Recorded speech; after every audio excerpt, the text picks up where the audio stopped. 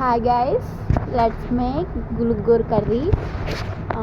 Our ingredients వచ్చేసి గులుగ్గూర ఆకు, కరివేపాకు, తాలింపు దినుసులు, ఎండుమిరపకాయ, దట్స్ ఇట్. ఆయిల్ ఇవి కామన్. ఫస్ట్ స్టవ్ వెలిగించుకుందాం. ఓకేనా? స్టవ్ వెలిగించుకుని అది హీట్ అవ్వాలి. వెయిట్ చేయండి.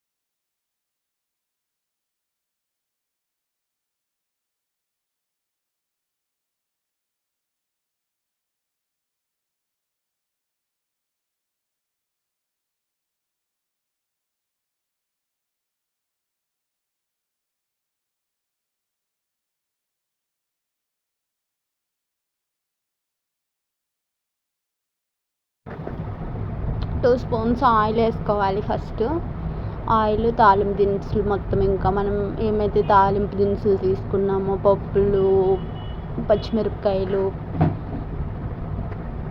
అవి వేసుకుని తిప్పుతూ ఉండాలి. ఎల్లుల్లిపాయలు వేసాము ఇప్పుడే.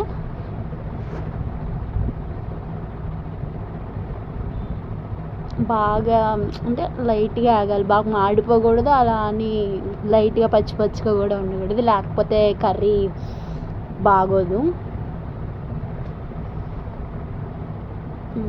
కరివేపాకు వేస్తే మంచి టేస్ట్ వస్తుంది. అండ్ కరివేపాకు ఆల్సో మనకి హెల్దీ కదా, అందుకే కరివేపాకు కూడా వేసాము.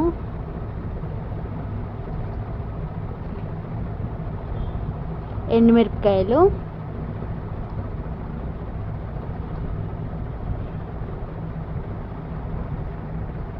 ఇంకా తాలింపు జీలకర్ర కూడా వేసుకుంటే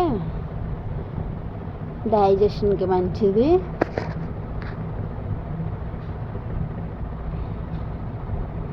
ఇంకేగాక మనము కడిగి పెట్టుకుని ఉన్న గోంగూర వేసి దాంట్లోకి వేసి బాగా మగ్గనివ్వాలి.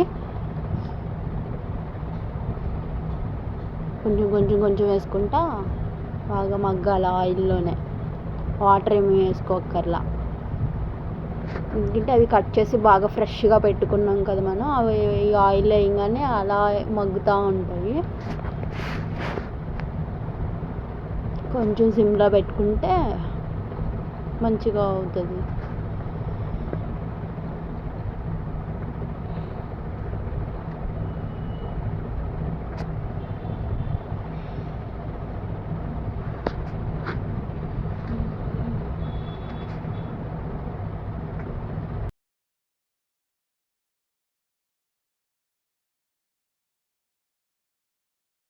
ఇంకా ఫైనల్లీ కర్రీ ఉడకడానికి దగ్గరికి వచ్చేసింది.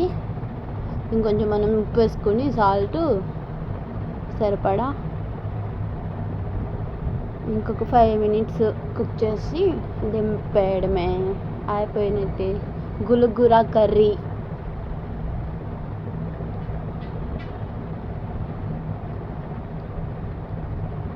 పసుపు, ఉప్పు అలా తిప్పుకుంటూ ఉండాలి అంటుకోకుండా.